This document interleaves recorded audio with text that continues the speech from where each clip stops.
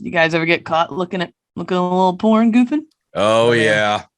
You already know I did. I know you have. Welcome back to Zero Block 30. Today we have 5 rounds in the magazine. Round number 1, accountability matters, folks. A British MP, and not the kind that Kate and I are, resigns in disgrace because he's a tractor-loving integrity violator. There's some porn involved in this story too. Obviously, we wouldn't just be talking about some tractor goofing unless we were talking about our good friends, the Ukrainians, who are still taking tanks and taking names over there with their fucking tractors. Round number 2, braver than the U.S. Marines. A gentleman has stepped up and done the unthinkable. Selflessness isn't a strong enough word. Round number 3, a little bit of military. Am I the asshole from Reddit?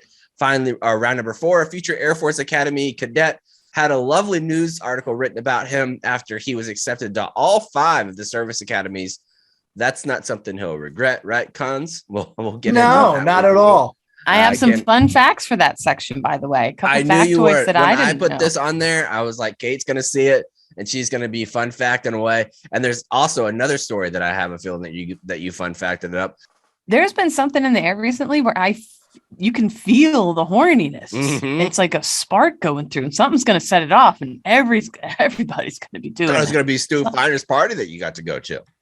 Oh my God, that's right. For those of you who don't know Stu Finer, who doesn't? But he is the most electric personality, I'd say, in the entire United States of America. And we were the first ones there. He had a party at his house on Long Island over the weekend, which is like a 9-acre property with a mansion that he's been. Think about that. 9 acres in the greater New York area is an insane amount of land to own in the New York area. We get there, there was like a giant ball pit, playgrounds, like the pool was going. There was blow up stuff everywhere. It was whatever. We walk up and it's like this cute little family walking up the driveway. Me, Pat, our son.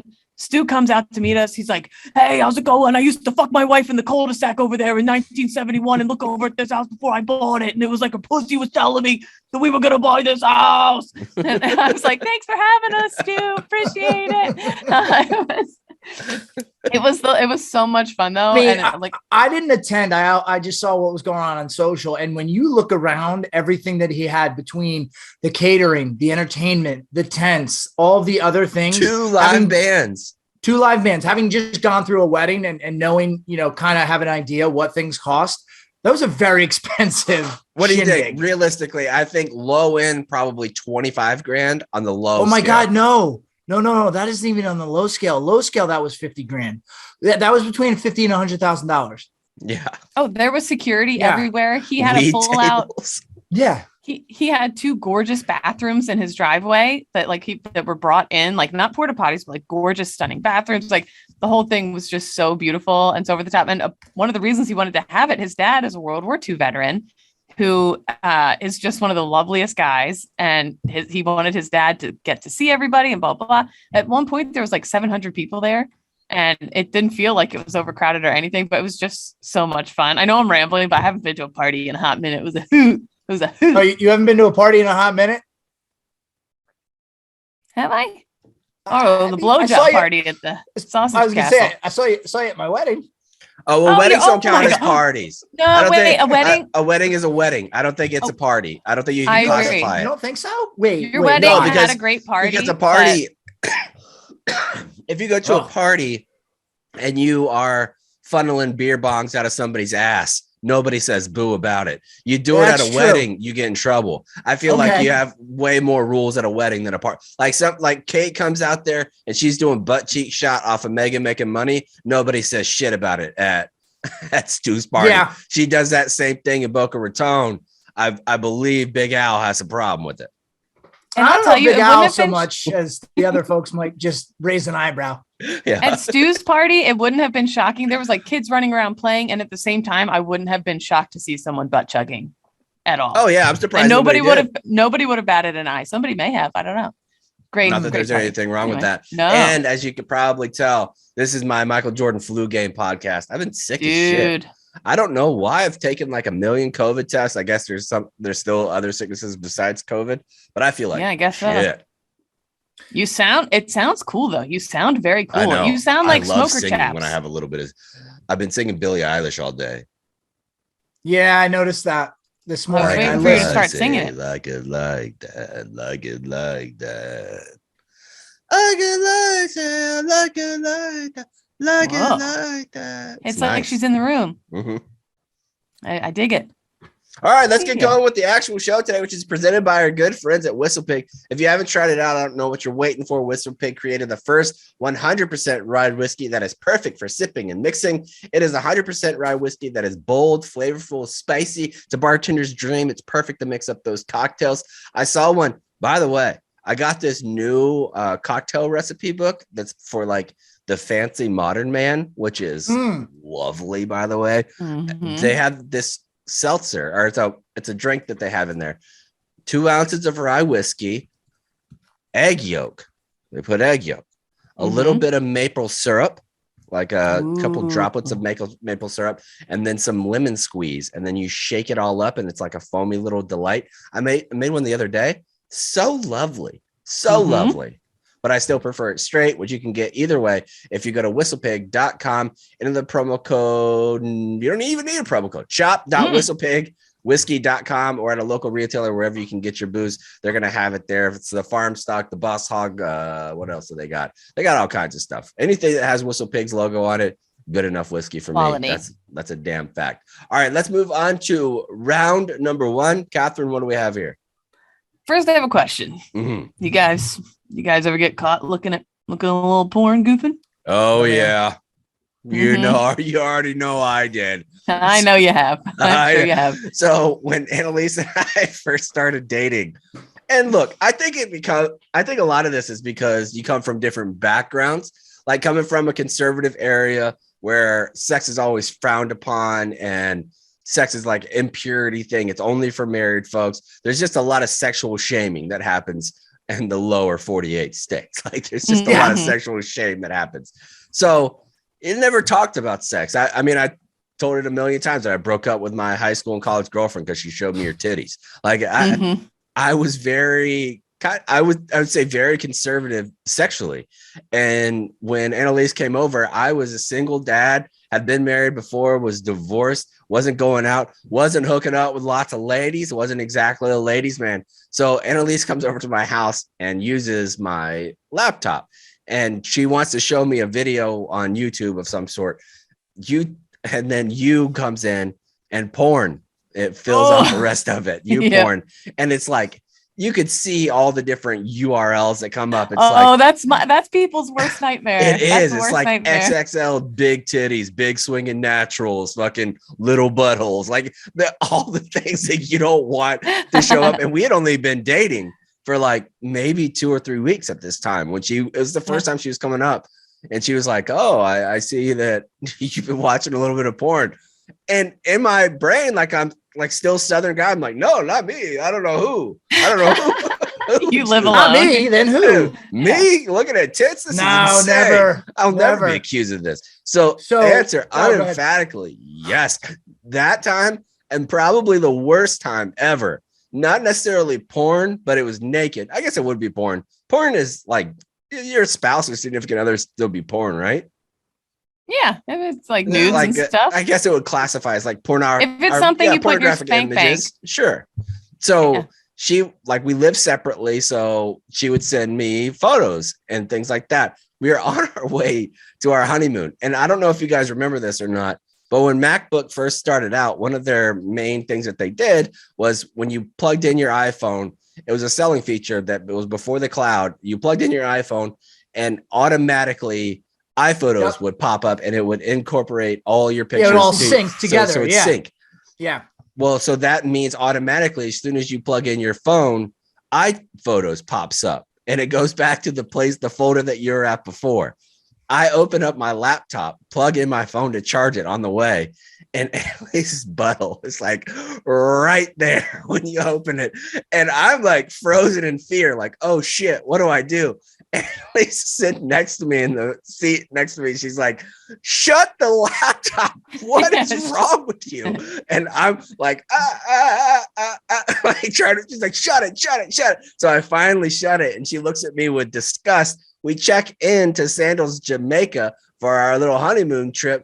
Next thing you know, I forget her fucking birthday when we're checking in. Like, what's your spouse's birthday? I was like, I have no idea. We've only been dating like 6 months. I've only done one birthday with her. I have no idea. So yeah, I've gotten in trouble. Yeah, you've over been some caught a naked couple images. times. You've been caught a couple times. That's mine. The Wild West days when the internet was brand new. I swear, I'm not making this up. You could just be on. I don't know what I did on the internet when I was in like middle school and high school, but you could just be on there, like ask Jeevesing something. This is like even before we really used Google. And I swear to God, like something would just pop up on your screen. Oh, pop-ups like, used to be the worst. a pop-up of like hardcore sex would just pop up. And I had never looked up anything. But when you're that young, you're like, and you don't know, I didn't know there was internet. I didn't know nothing. I was like, I'm curious. I'll click a little bit. And next thing you know, your parents are like, we need to talk. I can only imagine. What are you looking at that for? Like, I can only imagine the amount of viruses your family computer had as a result of all those It's clicks. almost impossible to get a virus on an Apple now. And Kate will still, and she'll still be on googlenet.com, like trying to I screw over every piece of equipment I own. But like when I was very sheltered, and you see something that you've never seen before and you're curious. Oh, buddy, you're going down a rabbit hole. My parents were probably beside themselves. Like, oh my God, what the fuck? And they made those so skeezy too. Like those old pop-ups were disgusting. Oh yeah, dude. Like it was Fredericks of Hollywood type lingerie where a strap barely covers the areola. Like that's all you can. You should have seen the back of the school buses where I would hold court. When I found out that you could put a whole fist in a butt, dude. My God. I was like, everybody, school circle on me. I got to tell you something's going to blow your fucking mind. You're not going to believe. You see this? You see that? It sounds impossible. It sounds impossible, but I'm telling you, I saw it with my own 2 eyes. Anyway, yes. And is it safe to say we get emails all the time from Gaz about, hey, don't click on this. It's spam or whatever. Got one this morning. Is it safe? Yeah, we got one this morning. So that's why it was top of mind. Would you say it's safe to say that maybe not all of them, but a lot of them could probably be traced back to you in some way? Oh, sure. No, because Kate doesn't read her emails. Oh, no, I never. Honest to God, I don't think it's her. I have extremely important emails that I don't. Yeah, no, fuck that. Anyways, I'm asking you this question about porn and getting caught with it because somebody at a much different position than us got caught. Neil Parrish has told the BBC he is resigning as an MP. And chaps, can you explain? It's just a member of parliament. Member of parliament in the UK. He's resigning as an MP after admitting he watched pornography twice in parliament. Mr. Parrish, who has represented Tiverton and hold on, before you go through this story, I want you guys to think, if you've watched Parks and Recs, it's like that horny councilman that's like, yes, I went to the Peruvian cave and we did slip, and there might have been a male that was in there as well, and we all had sex. Like, I feel like this is that guy. Yeah, Mr. Parrish, he has been a representative in Tiverton and Honiton since 2010. He said it was a moment of madness. He said it was the first time. The first time was accidental after looking at a tractor website. I mean, that's a natural progression. No, what happened here? I know exactly what happened here. All he did was type in getting plowed. That's it. Like he type in plowed. Right. Next thing you know, and he thinks he's going to get tractor vids. Next thing you know, it's some old girl taking 2 in the stink with 1 dick. Weird. or you're looking at tractors. You think of that country song. She thinks my tractor is sexy. Then you see the word sexy. You start to get horned up a little bit. It's a spiral, dude. It's a spiral. In an interview, and 2 female colleagues saw him looking at adult content on his phone while sitting near them, like during proceedings or whatever. And then no information on if they clutch their pearls or not. If they clutch their pearls, you know it. In an exclusive interview with BBC Southwest, Mr. Parrish said, the situation was that, funnily enough, it was tractors I was looking at. John Deere, more like, dear God, that Johnson's going to explode. Got that right. Tillmore, buddy, you want to till something. I know that much. Massey Ferguson, more like messy towel, son. New Holland, you're hollering when you get to the end of that porno. Cat, no, sir, we're talking pussy. Ventrac, more like vast deference about to blow. Tough built, muff tilting to the camera, full view. Those are all American tractor brands. You see what I did there? I do, yeah. So the tractor and then sex. Anyways, he said, I did get into another website that had a very similar name, and I watched it for a bit, which I shouldn't have done. But what is the name? How do you work for the BBC and you don't say, what was the name? What was the name? I looked up British tractor brands. Nothing, like, it was easy to do that with the American ones. There's nothing really easy to switch over. Like butthole tractor. Right. Butthole tractor. No, fisting tractor. None of those things. That's not Come the name on, of my any face plow. Right. Yeah. That is a bit of a stretch there. And I'm sure he saw a couple of those while he was scrolling through too. My God. He said, but my biggest crime is that on another occasion, I went in a second time. He admitted that second time had been deliberate and that it happened in the House of Commons while he was sitting waiting to vote. Mr. Parrish said that what he did was absolutely totally wrong, adding, I will have to live with this the rest of my life. I made a huge, terrible mistake, and I'm here to tell the world. I feel like, again, a lot of guys, like, he's having this moment now as an adult, as an MP, and he's having the moment that I had to have with my parents when I was in like ninth grade, be like, I didn't know, I was looking up something else and it just popped up and blah, blah, blah. Like, exactly right. Another time I had a Victoria's Secret catalog that had a young Miss Tyra Banks on the cover, and those pages were stuck together. They were stuck together, my friend. He must not have gotten it out of the way like we all did when we were much younger. And how much does this guy want to be like, so what, dude? Yeah, I was fucking horny. It's a little different at the office. Well, what if you're like, mind your business, nosy? How about that? No, Kate's right. You can't just, this is the equivalent of in Parliament. Then again, I do sit next to Glennie. I do sit next to Glennie Balls, who has the OnlyFans podcast, who literally has pornos sitting on his desk Catherine, right now. But I don't know that we can compare the office of Barstool Sports to that of Parliament. I think you can. This is showing that you can. But Glennie's not sitting there being creepy. You know what I mean? This is just Glennie just lives and dies by the fans. You know what I'm saying? This is different vibes completely. Like, I'm not worried about Glennie sitting there. I feel like because Glennie's doing that new show, Only Stands, I feel like because he's doing that show, he should be able to run it off as a business expense. I think he should. Get his OnlyFans paid for. A lot of times he'll be doing something on his laptop and he'll turn to me and he'll be like, I promise this is for work. And I'm like, Glennie, you don't have to say anything. I know.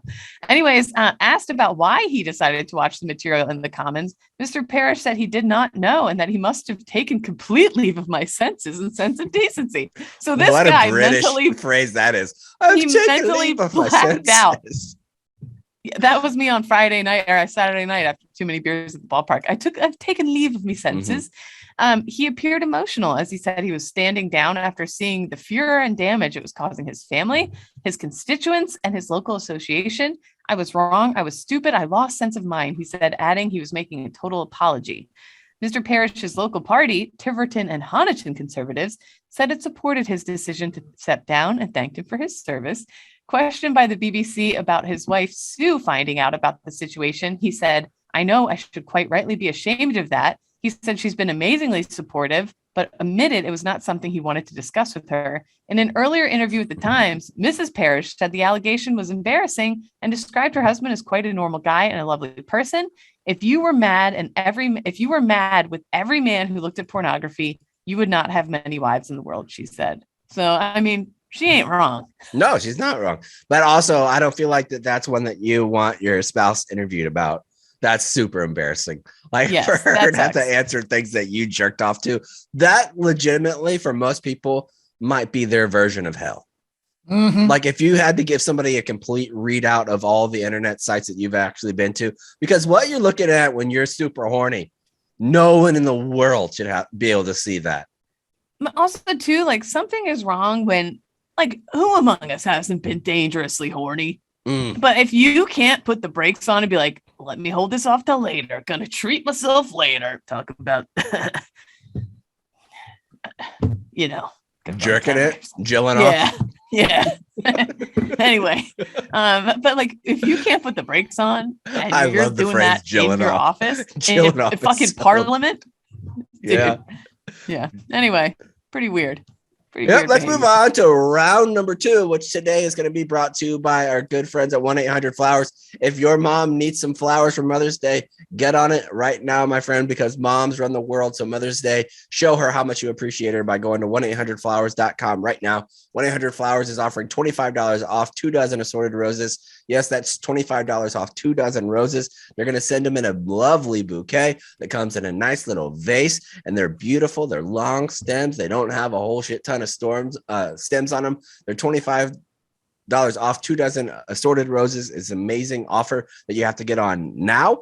Don't put it off. This order expires on Wednesday, so make sure that you get it in before Wednesday. To get $25 off 2 dozen assorted roses, go to 1-800-Flowers.com. Click the radio icon and enter the code 0. That's 1-800-Flowers.com with the code 0. Might be Thursday, but either way, get it in fast because you want your mom to get them in time to actually be there on Mother's Day. You don't want happy belated Mother's Day on your fucking plate. You don't want that. No. Especially not if it's the first Mother's Day or the last, if you know. Jesus. Wait, what? That's terrible. What's wrong with you? Let's move on to round number 2. What do we got here? Okay, round number 2. Don't worry, we're moving on from porn to something more wholesome. It's a diarrhea no story, more friends. mom jokes. No more. Not a single one. On April 5th, Jake Eberts drank a shot's glass worth of cloudy, salty liquid that he knew was infused with diarrhea-producing Shigella bacteria. Mm-hmm. He also knew that the bacteria would, in all likelihood, give him an excruciating case of dysentery. That's right, folks, the old Oregon Trail disease. That's right. And it did. He was in a study for an 11-day inpatient vaccine trial at the University of Maryland, where he was one of 16 young, healthy adult participants given a drinkable Shigella shot, which they all swallowed, knowing it would make them violently ill. It was part of a I have to admit, this would, if you went in with your buddies, this would be a fantastic time. Like, honest to God, how much, instead of doing Barstool across America, which I'm sure is going to be fantastic. It was great last season. It's going to be great. They're going to multiple cities. What if it was just Barstool clinical trials where it was us 3, and then you pick the fucking like KFC radio guys. Like, you just pick a couple other 10 Barstool employees, go in, and we have a blind study. Some of them get the placebo, some of us don't, and some of us have like insane diarrhea. We need a disease wheel. We need a disease wheel, chaps. You spin the wheel, you have to take a shot of Shigella. Yeah. Chaps, you would certainly enjoy that. Yeah, I would love it. Yeah, I don't know if that would be widely accepted as great entertainment, but we could. Well, hold off. You get paid money, right, Kate? That's true. You definitely do. There's a reason they did this. It was all part of a tightly controlled process. So this big group, they're all given shots, but they don't know whether they got a fake vaccine or a real vaccine. Did they get the placebo or the real vaccine? And then they're all given the liquid shots of this diarrhea juice, essentially. Even though Ebert said what followed was, in quotes, the worst 8 hours of my life, he said he'd do it all over again because he got $7,000. Yeah. And the research was being done for a good cause. I don't want to make myself out to be Mother Teresa here. Would not have done this for free.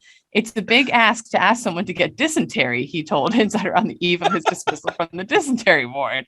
The entire time I was like, wow, this is an awful disease. I had no idea there was dysentery wards. Whole wards, just people with fucking diarrhea. Well, this ward, but like, it is the next part that he says, like, did make me genuinely sad. Like, he's correct in this. He says he got really emotional thinking, because one, he was delirious, but thinking about all the small children in the developing world dealing with this. Like, he's going through it and he's like, oh my God, I'm doing this because like, isn't diarrhea like I think the story. Yeah, we're going to go into it. It's the number one leading cause of death in the world. Yes. Every year, hundreds of thousands of children and older adults around the world die after contracting Shigella. There is no approved vaccine against the bacteria, which is the second leading cause of diarrhea death globally. The number one is rotavirus, but there's multiple vaccines for that one. People around the world get Shigella the same way Eberts did, after it gets in their mouth somehow. So contaminated drinking water, food prepared by someone with dirty hands, coming into contact with someone infected's poop. Eberts had a hunch, and you think that's crazy? How do you think I got hand, foot, and mouth disease? I promise you it was. I like how Kate brings it back to realness. You think that's fucked up? I got sick with somebody else's poop. No. I've been sick. the same thing. You had too small a square. The same thing happened to me in Iraq. That's how I got sick in Iraq, because I went to a village and clearly they made the food with their hands that they do other things with.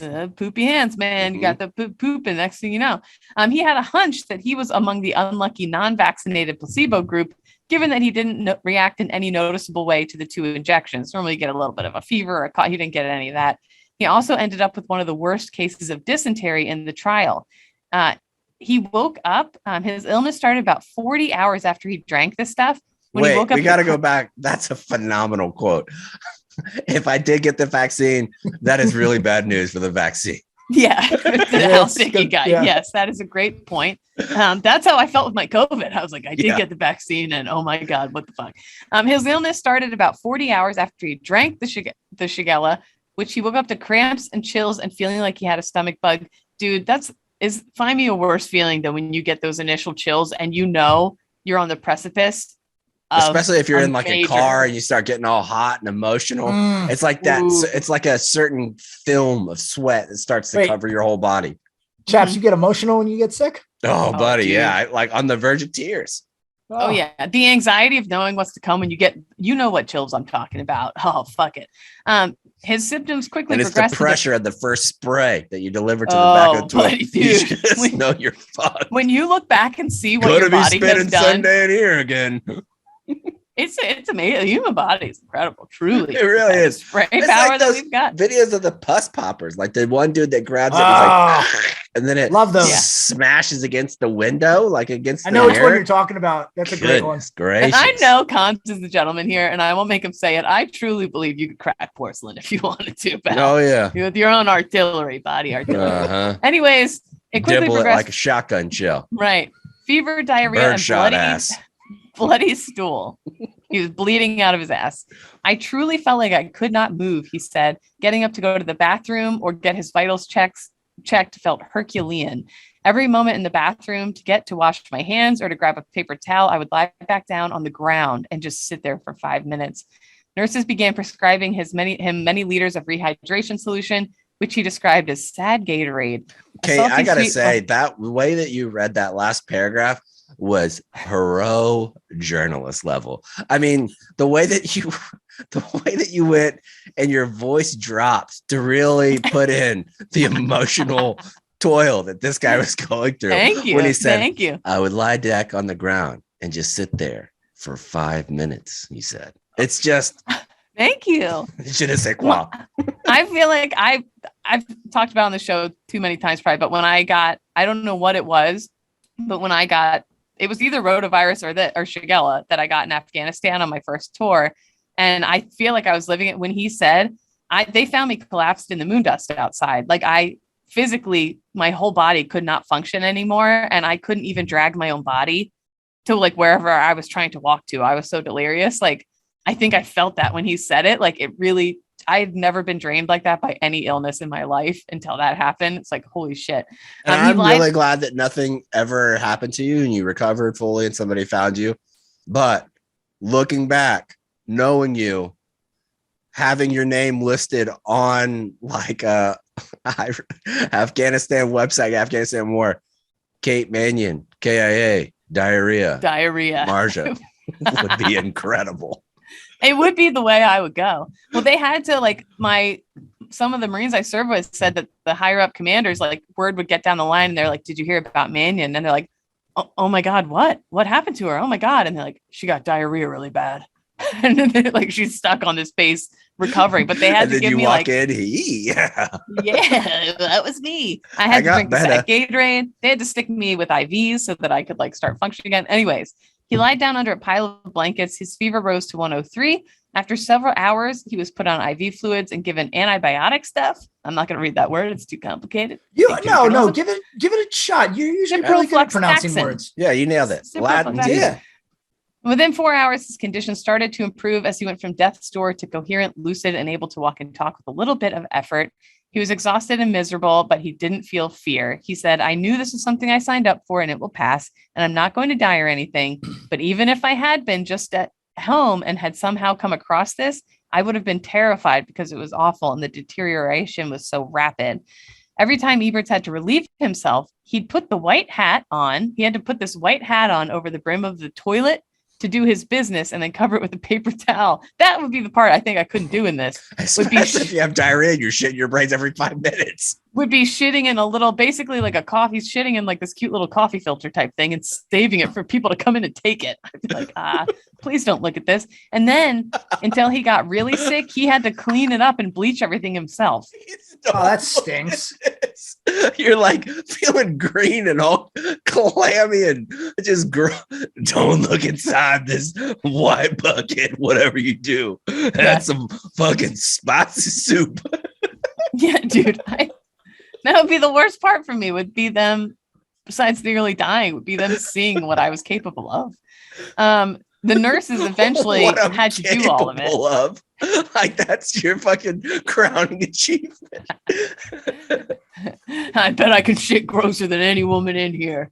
How hot is that diarrhea? Measure it. I can just see Cons withering away and dying inside. The diligent feces and urine collection is part of the discovery process for how well the vaccine works. I put way too much information on here. We don't have to go any further. That's essentially the story. We don't have to go any further. You read everything except the last sentence. Like, it's not like you cut it out halfway through. She's got to be a gentleman here. I will say this. What if people listening to this and drinking their coffee and having a bagel? We don't want that. It's disgusting. True. You can do. I think if I didn't have like a family or anything like that, and I was bored, I think on the weekends I would absolutely. I would have done that Shigella thing for probably $3,000. Yeah, I mean $7,000. If you can get in a trial a month, that's a good living. Oh my God. If you can do a trial a month just for your, like, for my cigarettes and beer expenditures at the time, I would have absolutely. I wish I had gotten more into that. I got diarrhea anyway. So what? I mean, my dad said he used to sell his plasma for beer money in college. How much you get for plasma? I don't know.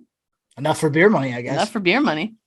Yeah, if you get some beer money, you can also apply that to Rocky Boots. If you want some good boots and you get 25% off, go to rockyboots.com and enter the promo code ZBT at checkout for 25% off. They're going to give you the best boots in the business.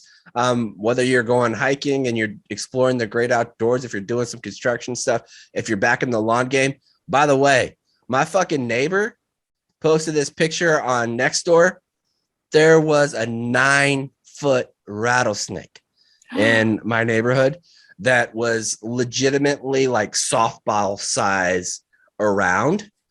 It's the biggest rattlesnake I've seen in Texas. And when I saw it, I was like, holy shit, that's in my neighborhood. And I know it because I live in Texas, but still when you see it, and now in some parts of my property, the grasses has grown taller, like behind the pool. I was so glad I had the Rocky Boots. Like, they have the ones that are for snakes. So I went and put the ones that go all the way up to my knees. And it's the only way I would have felt comfortable after seeing that picture. Like, if I hadn't seen the picture, I'd have probably gone down there and risked getting bit. So I'm glad that I did see it because I use a little ORM and win it. If you're doing anything crazy where you need protection, you don't feel like an idiot when you save your feet if you're wearing like steel toe boots that you get from Rocky Boots. Go to rockyboots.com and the promo code ZBT at checkout to get 25% off your next pair of boots. Let's move on to round number 3. What do we got, Kate? Am I the asshole, my friends? This is from Reddit. I am the asshole section. And I will just be reading it as if I am the person who is posting. I like these, by the way. If we can find more of these military related, I'd love to incorporate these. Yeah, and if you have your own, if you're listening and you have your own Am I the asshole moment, by all means, send it on in.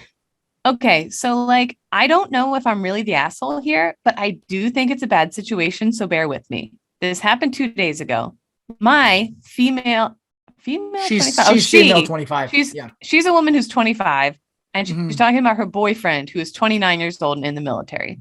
We've been dating for 6 months and we live in different towns. He comes over to visit on weekends, but I've never been to his hometown. And whenever I try to visit, he's always busy. He came over to spend the weekend. Right there. Immediate. Huge red flag. First red flag.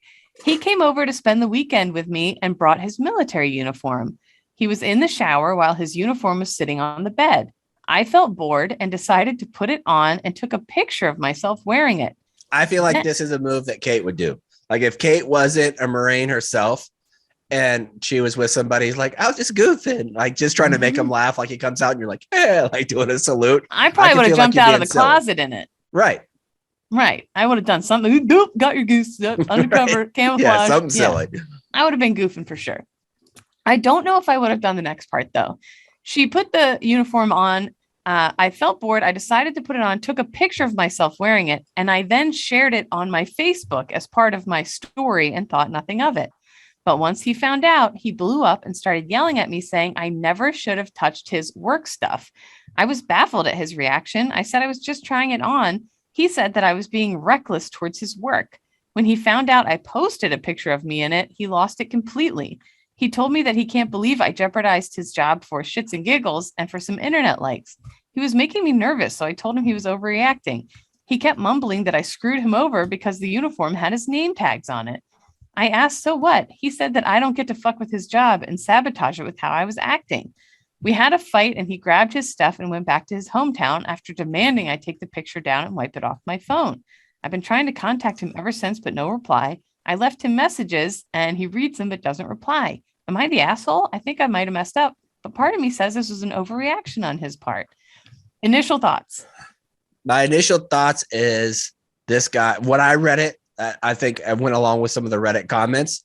This guy's married. Like, yes, in his hometown, he's married and he's too. cheating on his wife, and he doesn't want her to put two and two together that his uniform with his name. Although, to be able to identify even their uniform with their last name on it, like unless it's an incredibly uncommon last name, I don't know how you put those together. Like, if I've been married for 13 years, if somebody came into my house, put on my dress blues and put my ribbons and medals on it and walked to the front door, there's no shot in the world Annalise assumes that's my uniform. None. Like, that would just never happen. Like, non-military spouses are never going to put together what their spouse's uniform looks like. Like, because it doesn't matter. Like, why? It doesn't matter to you at all. So why would you do it? But I think this guy's cheating and he was nervous about getting caught. Yeah, that was my thought too, because I put myself in this scenario, and I remember I was dating a girl at the time and she came to visit me when I was stationed in Texas. And if she put my uniform on, I probably would have laughed. But in the back of my mind, maybe like, all right, just be careful because you don't want to rip something or like mess up something on the uniform. But overall, I don't think I would have gotten so angry to the point of screaming at her because it's not that big of a deal. Yes, I think so. I remember being at a party out in town somewhere outside Pendleton with a bunch of local yokel gals. And it was a Marine's house and they started putting on his uniform stuff. And I was so fresh out of boot camp. This is one of like the first few months out of boot camp and in the fleet that I remember getting upset that they didn't earn that uniform. I can't believe they're wearing that uniform right now, but being annoyed by that. But this guy's 20, like you grow out of that after a while. You learn like, oh, I was being a dumb boot and I was being butthurt for no reason. I don't know. Like, I think that some people, I also could see this guy as being the type who hasn't really accomplished a whole lot in the military and gets super defensive about that. So he's got to try to really up his accomplishments or the importance of the job and being like, hey, you can't do this. This is super important shit. I'm going to get fucked if people see you in my super important uniform. I'll take another side to that and we're obviously just speculating here, just based on his age, 29, there's a good chance he could be, an E6, maybe a young 7. At this age, he could have, and the fact that his soldiers I didn't see if he was in the Army or Marines or whatever, his subordinates following his girl he's dating for 6 months. And that would be also troublesome if you have to worry about going into work and getting your chops busted because your girlfriend was wearing your uniform around. Maybe. I don't know. I can see worrying about subordinates a little bit. I don't know. But the whole thing, if I was her, the whole thing definitely seems not right. And you're right. People in the comments immediately, Underbridge Troll Man, great name, replied, dude, he got pissed because he has a wife, LMAO. The military has a strict dress code, but they really hate adultery. That's what this is really about. And that got over 31,000 upvotes. Somebody else said, perfect judgment. The OP sucks for thinking it's cute and appropriating to don someone's military uniform and accuse them of overreacting. He sucks for obvious reasons, but the asshole is clearly the woman here. So a lot of people were kind of torn. I do think it's weird to put the uniform on and post it on Facebook. Like, I don't think it's that weird to put it on. To me, that really just shows that she really didn't think what she was doing was a big deal. You're right. Correct. And I definitely think he sounds like a dickhead either way to Yeah, you got flip off out on lucky either somebody. way, lady. Like Yeah. either way, get them the fuck out of here. To me, it's a no brainer. I think some of the comments though. Yeah, I watched my stepdad as a young Marine. Take a young Marine apart verbally in the middle of a McDonald's once. The kid came in with his Class A trousers on, sneakers, no belt, blouse open, untucked shirt, t-shirt under it with no cover, which he would have taken off under his arm anyway. But the kid had come from a buddy's wedding. My stepdad basically was like, go back to the car, put the whole uniform on right, or get back and take the whole uniform off. Being a former drill instructor, he takes everything super serious. I could see that one happening for sure. Mhm. Yeah, definitely. I just think about these scenarios though too. So they've been dating for 6 months, and let's presume that it is a situation where this guy's cheating on his girlfriend or wife or whoever. I mean, aside from being very, very wrong to cheat on your significant other, to carry on an entirely additional relationship just seems so exhausting that you would have to tell that many lies and cover up so many of your tracks. That in what way is that an enjoyable way to exist? Because then you're clearly just always so concerned that one little slip up is going to get you caught. Again, just don't cheat and you won't have this problem. But to cheat to the extent that you have a whole other life is just ask for a divorce. Yeah. People are so divorce averse. It's like, why would you? Nobody in modern society now in 2022, when's the last time that you actually begrudge somebody for getting a divorce? It doesn't happen. Like, it's not the 1950s anymore. Like that. Right. People are like, oh yeah, they just grew apart. They got a divorce. Like 60% of marriages in a divorce. What? Just do that. Mm-hmm. Especially if you're in the military. It's like, oh, what? Huh? Oh yeah. So did everybody else. Nobody cares. Yeah. All right. Let's move on to round number 4. What do we got here, Kate? Speaking of fancy uniforms, this guy has a choice of his pick of the litter, my friends. High school senior Noble Rasmussen. What a name. That sounds like, what's that old fighting game that I used to play, Mortal Kombat? I feel like that sounds like a character. Yeah. Noble Rasmussen. Rasmussen. Flawless victory. Yeah. Get over here. You have the perfect voice for it right now, Jabs. Get over here. Fatality in a world. He intends to serve his country well, and all. If I was that in the world, in a world guy, I would do that shit all the time. Going into like a Wendy's drive-thru, in a world where you have a number 6 spicy chicken sandwich with no mayo. It'd be incredible. That would be incredible. So this Nebraska teenager joined Fox and Friends on Friday to celebrate his acceptance to all 5 military academies. Mr. Rasmussen then announced the program that he'd be attending. Drum roll, please. Speaking of, you guys get into all 5 academies. Where are you going? Oh, all Best 5. One, West Point. Coast Guard. I'm going Coast Guard as well, even though I'm too much of a pussy. I'd never make it through. Anyways, then he announced on the program he'd be attending the United States Air Force Academy in June. Again, I've said this on the show before. I had the best time. I'm going to say those were the most fun students of the academies that I've been to. But it's the ugliest of all the academies. Easily. Prettiest setting, though. And I don't know. I say West Point setting is on par, at least, with Colorado Springs. I would say it goes in terms of aesthetics. It would go, I don't know what the Coast Guard Academy looks like, so I can't really include that. But the ones that I've been to, I would say West Point, Navy Academy, and then Air Force. Well, those students were a goddamn delight. What are the other? Funny. What's the other one that he's talking about? He got into Maritime. Is he including that? The Merchant Marine Academy, maybe. Yeah, because the Marine Corps doesn't have one. So what's the other 5th one? Space Force is at the Air Force Academy. Yeah. What's the other one? Anyway, you guys look into that. He announced on the program he got into all of them, and he's attending Air Force in June. Rasmussen, a cadet with the Civil Air Patrol, said that his interest in applying to each school was sparked from his desire to represent and serve the U.S. as a whole.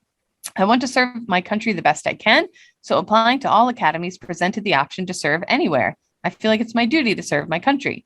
While the noble sentiment of military service compliments Rasmussen's first name nicely, his mother, Sherry, said that it was his parents' exact intention when they named him. Our prayer for him his whole life has to be of noble character, honor, honesty, and integrity, just to kind of rise above and have high moral principle. God has blessed us with that, and we see those qualities and maturity in Noble. Cute as a button. Noble's father, Kirk, shared that he and his wife were really amazed upon their son's acceptances, as well as his receiving of multiple nominations for members of Congress. The young patriot advised other teens who may be interested in attending military academies to take academics, athletics, and leadership opportunities in high school a moment at a time and build relationships along the way. Good old networking. I got to say something. I got to be honest.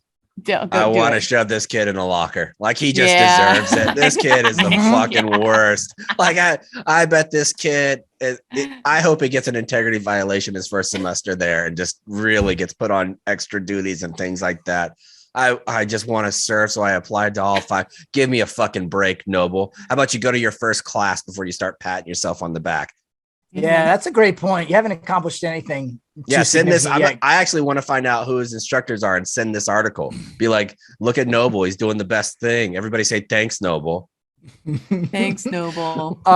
It's the Merchant Marine Academy and the Coast Guard Academy that round out the top 5. But I will say, to do the process of applying to a service academy for all 5, that is nuts, because it's super time consuming. And then to go and get a nomination from all the different members of Congress, that's a little ridiculous too. I'm surprised he didn't get stopped along the way by somebody who said, like, wait, didn't you already apply and get into these other 2 or these other 3? And they just kept nominating. Because think about this.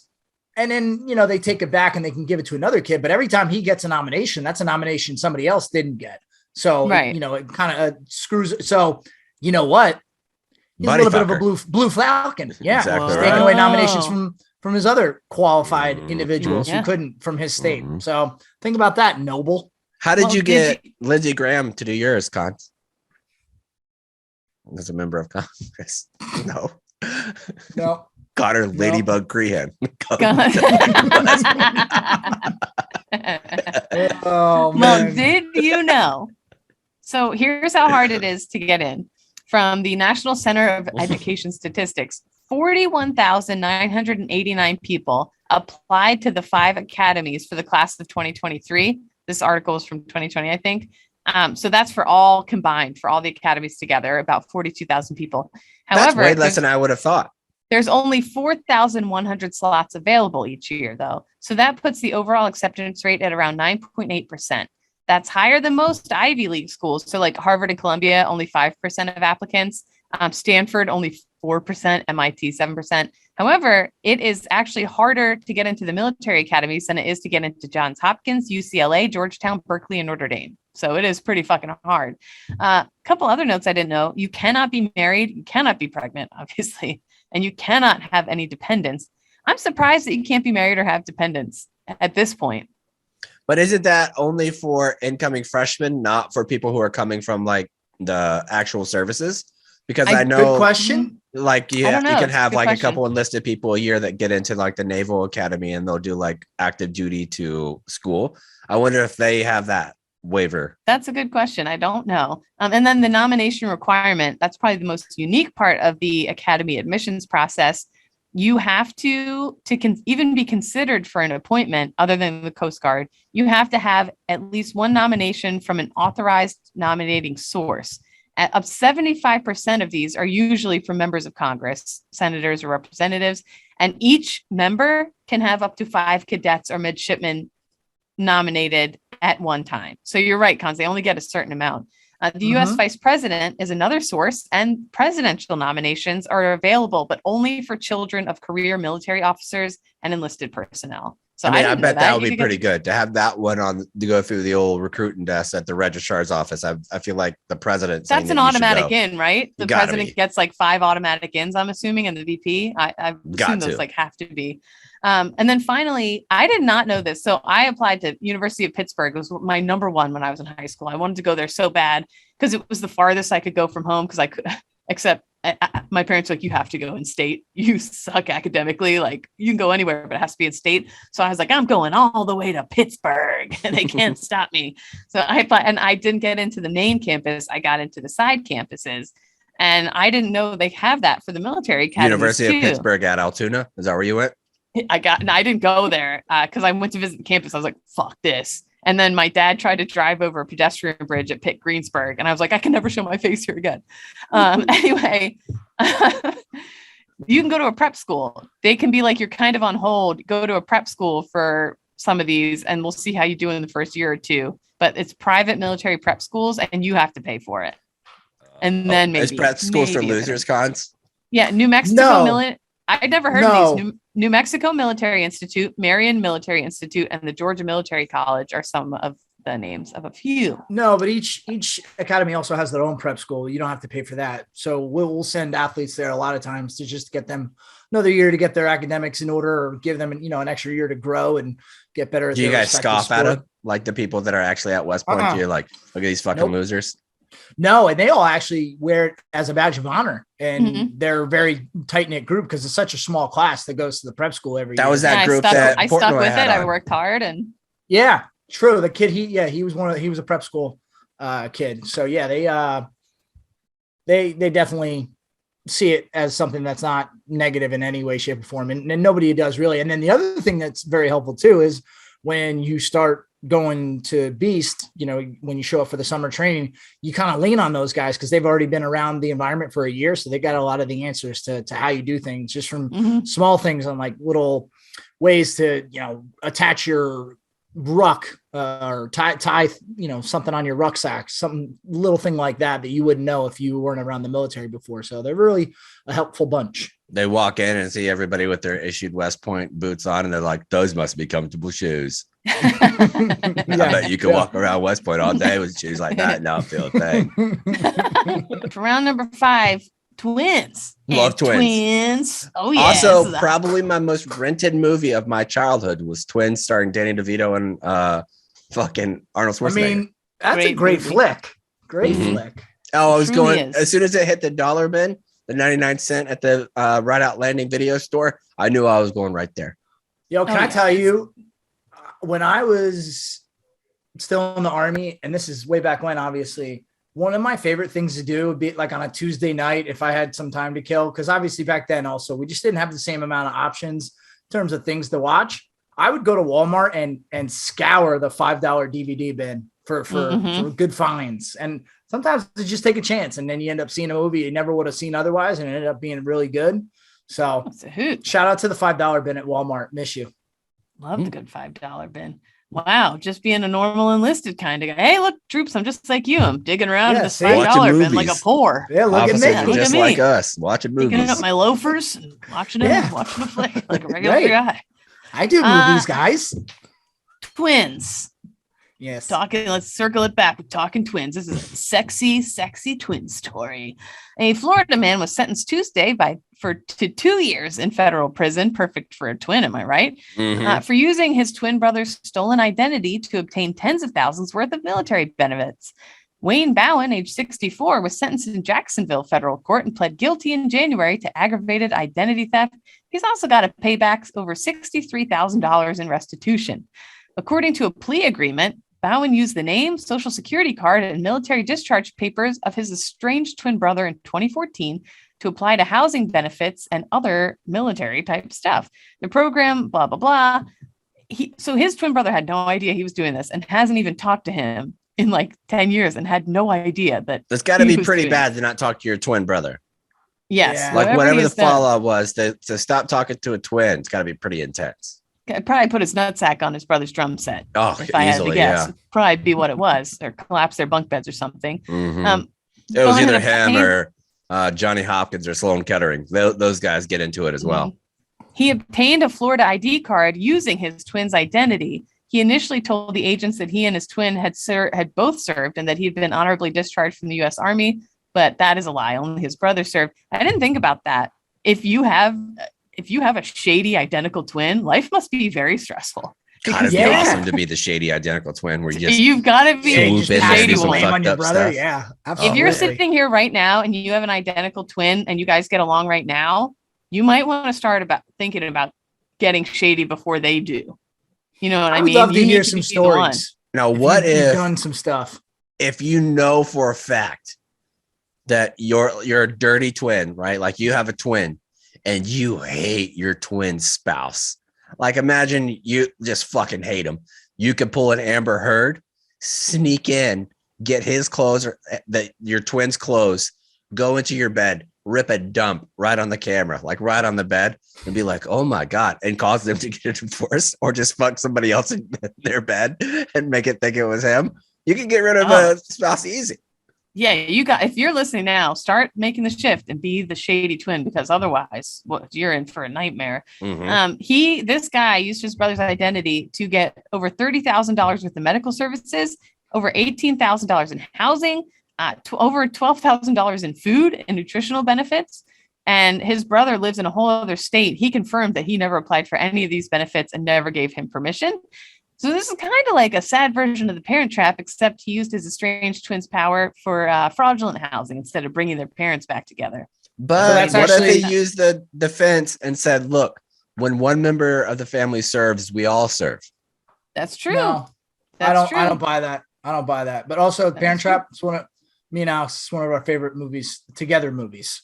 So it's a great movie. You ever think about Chaps? Do you have movies, and Kate will ask this of you too with Pat? Like, do you have movies that are like your favorite movie? Like Parent Trap's not one of my favorite movies, but it's one of my favorite movies with Alex. I would say Christmas movies fall into that category. Like we would never watch like a Christmas Story without each other. I think that we know that there's we definitely have that with shows. If one of us found out that the other watched Jeopardy without the other, I think that would be a sign that the end was coming. Like, I just don't think we would ever do that. You know what? I can't stand Matthew anymore. I'm blowing through the Jeopardy on DVR right now. Well, fun note. There are some identical twins. I had identical twins. I believe they were from Poland, and they had emigrated to the United States, and they joined, like, they were still kind of working on English, but they were identical twins who were in my boot camp class. And they both became armorers, and both were, like at those giant munitions areas. They ended up working there. I ran into them later in life when I was picking up ammo one day. But yeah, that I won't say their names. But anyway, pretty cool. And good, because what that story was pretty racy. I imagine they get super pissed if you told them that they worked in the Munns areas. They'd be like, Kate, what about a little bit of privacy here? My God. Well, at boot camp, whenever one of them screwed up, wherever the other one was, they get called, the other would get called, and also hazed isn't the term, but they both always got screwed over, whichever one fucked up. As of 2021, PFC's Luis and Joel Perez, identical twin brothers in the Army together. They're both assigned to the 35th Engineer Battalion. And even though they're in different platoons. How about this? Different platoons isn't enough. You can't have that. Air Force. Wait, hold on. Time out. I'm serious. You can't do that. You can't put these guys in the same unit. That would just screw with leadership so much. Because I think they're yelling at one and could be the other. Maybe. I don't know.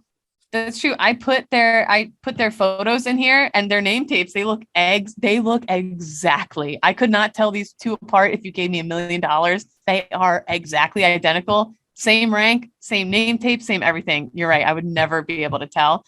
Same for, I included this other photo, identical twins in the Air Force who ended up deploying together, both air controllers. And then I found another group, these two women who were in the Ohio Air National Guard together for more than 20 years. They look exactly alike, same haircut, same smile, like could not tell them apart in a million bazillion years. So just pretty interesting. There's some identical twins out there serving together. And the fun that you could have with that, my goodness, just be a treat. Something to think about. It really is. All right, let's move on to safe rounds. Okay. And alibis, which today is going to be brought to you by Simply Safe. Simply Safe is the best home security that protects your home from break-ins, but they also have water sensors, temperature sensors, and smoke detectors to protect your home. Joshua's story, a Simply Safe customer from Indiana. He said a few months ago he fell asleep with pizza rolls still in the oven. This could have been disastrous, but thousands of dollars in damages to his kitchen and more, maybe even worse. Luckily, Joshua has a comprehensive Simply Safe system equipped with everything to prevent break-ins and smoke detectors to sniff out those fires. He was startled awake to the sound of a 95 decibel alarm from his Simply Safe base system, and seconds later he got a call from Simply Safe Professional Monitoring. The pizza rolls didn't make it, but our friend Joshua did. did. He believes Simply Safe probably saved his life that night. If you want to make sure that you have that same type of protection, do exactly what I did. Install this system in your home. It takes about 5 minutes to do it. You can customize the perfect system for your home in a few minutes at simplysafe.com/CBT. Go today and claim a free indoor camera that puts 20% off of interactive monitoring. Go to simplysafe.com/ZBT. Nick, we'll start with you with save rounds and alibis. What do you got, pal? Yeah, my save round. Everyone, went to Stu's house this weekend, but I went to a third birthday party. So my daughter got invited to like our first birthday party, and there was an actual open bar there. I wanted to get your guys' take on open bars at children's birthdays, and what do you think? Good or bad? I think it's great. I feel like it seems fun, but it's kind of like a trap because nobody wants to be drunk at a third birthday. And then you don't have to just get drunk because there's a couple high noons. You don't have to fucking pull a Katie at the ballpark and just absolutely start funneling them. Jeez, it's open bar doesn't equal blackout. I appreciate a margarita, but when we're talking about pinning the tail on the donkey, how am I supposed to fucking chug one of those bad boys and drive home? I can't do it. This. I think part of what is really being an adult is going somewhere, whether that's a party, a restaurant, any sort of social setting, and having one or two drinks enough that you're clearly not over the legal limit and can still drive. I think that's part of being a responsible adult, as opposed to Kate, who apparently goes to third birthday parties and with the intentions of blacking out completely. Oh, great. 100%. Fucking bouncy house. Here we go. Gather around, kids. Here's the funnel. I'll hold the funnel. I'm the tallest. Mama wore drinking shoes. Here we go. Hey, Cash. Hey, Cash. You want to hit this beer bong man real quick? I'm not a regular mom. I'm a cool mom. Well, that was it for me. It was a good time, but I will say there was a little bit of like, you want to enjoy yourself, but then you're like, I'm just chasing the kids the entire time with basically a drink in my hand, and then eventually you got to put it down because like you need. Yeah, it's no fun. You can't. Yeah. So, you can't black out. They did have like Jello shots too. I was like, this is pretty extreme. Like that's intense. At a birthday party, that's a little much. I think that Jello shots is a little aggressive, especially something that kids could get confused for their treat kind of thing. Yeah. But still cool. I'm not hating on the parents. I feel like that could be fun. But that's mine. All right, Kate, what do you got? I don't think I have anything. All right, Cons. Shout to Army Rugby, won the national championship this weekend. Always very nice to bring home a national championship. That's awesome. So yesterday I played golf, and I continue to love my new TaylorMade golf clubs. Shout to the fine folks at TaylorMade, that they're just amazing golf clubs. With two things. Number one, I'm on the 18th green, or like walking up to the 18th green. And I've always prided myself, probably because of being in the military and playing sports, that I don't fall into the same traps as other folks our age where they just get like wildly out of shape and whatever. I try to do my best to stay in shape. Certainly I'm not what I was when I was in the Army, but I finally had my first injury where it was just the sheer fact that I'm 37 years old. I just stepped weird on the side of the green. It was on a slant and I pulled my calf muscle and I couldn't believe it. I mean, it's fine today, but it was very humbling to have that injury while playing golf. So don't let anyone ever tell you that golf isn't a dangerous sport. Are you just telling that story to rub it in Chaps' face because he doesn't have calves? Good point, Kate. Wow. I hadn't thought about that. Good point. I slammed my foot against my kitchen table the other day. My foot is still like yellow and black from it. To be fair, I don't know why I was stepping so aggressively in my own home, but I was stepping out, dude. I was fucking stepping. People, if they would see it, they'd be like, where's Chaps going? Yeah, no idea, but I'm going with a goddamn purpose. Flew into my kitchen table, fucked my foot up, my entire family. And I think it's really messed up in my house because if I get hurt, everyone else feels like it's the best thing that ever happened to them.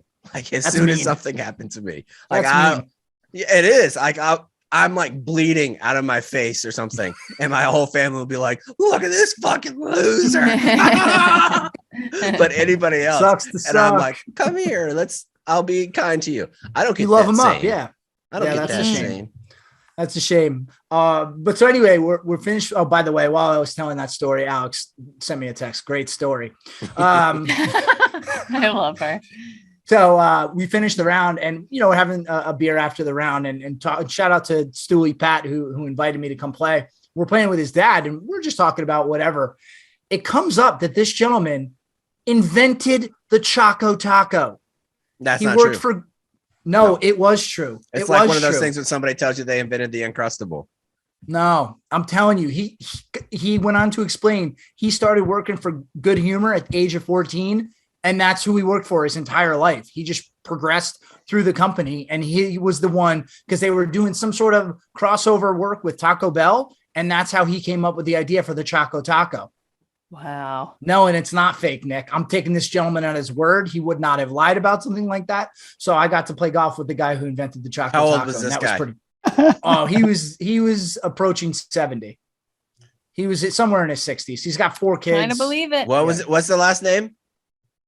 Well, I don't know that I want to put that out there. I'll tell you guys offhand. Okay, well, I looked at. Well, if he really is the inventor of Choco Taco, we could get down to it. Alan Drazen is his name. The senior VP at Jack and Jill Ice Cream created the beloved ice cream taco in the 1980s.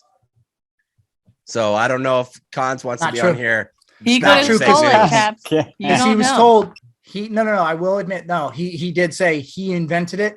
Didn't get the credit for it. Mm-hmm. So whoever that Alan guy is, just so swiped he's his like idea. the Saturdays for the Boys version of Feidelberg. Correct. Mm-hmm. Correct. Holy shit. He invented it, but isn't a millionaire. Doesn't get it done. Yeah. So, yeah. No, the story didn't crumble, Nick. The story didn't crumble. The gentleman had a fine career at Good Humor, and he was a very nice guy to play. You know what doesn't crumble? A Choco Taco. Whatever. They're always soggy. Yeah, they're the best. But it doesn't stop me from eating tacos. Do you love a Choco Taco? That's my go-to. When the ice cream man's showing up, that's my go-to. I have a couple. I love a good screwball too. A nice screwball is fantastic. Really, I'm down with any ice cream that you eat with a wooden stick. Like if you have that where that's like the dip, something about that wood. I don't know what species of wood it is, but it's fucking delicious and we need more of it. Do you remember bamboo or balsa wood? My dad was one of 13 kids, and then we'd all go over to my grandparents' house, and there'd be like 40 something grandkids running around in the backyard like crazy. And my grandpa would come up from the cellar with a big box of those tiny little chocolate and vanilla ice creams that you peel off the top. I can still taste that wooden stick that came in it. But remember, if there was a whale tail in the ice cream, if the chocolate or the vanilla made like a whale tail in it, that was good luck. Oh, I didn't know that. Instead of just being a straight, so look for a whale tail in your wooden. Kate, you need a T-shirt that just says "My dad was one of 13 kids." I'm very proud of how. You should be. Your grandmother's an absolute champion. I mean, it's crazy. Now that I have one. Now that I have 9 years of pregnancy. That's a long time of being pregnant. That part is nuts, but then the other part that's true that you all three of you can understand and appreciate is how expensive children are. I can't imagine 13 of them and what that was like. Yeah, but once you get to the 7th kid and that kid gets in middle school, you're golden. Because the middle schooler that's the oldest of 7, they start raising the little ones. They just raise everybody. You don't have to do shit. All you have to do is go buy a 15-passenger van and you're set. Mm-hmm. So, but Nick in the chat wrote that the WWF ice creams are delicious. That is true. The Hulk Hogan bar, phenomenal ice cream. Honestly, I hope my old neighborhood had an ice cream truck. Hopefully the new one does too. More of that on Tuesday or Friday show. Sound the retreat.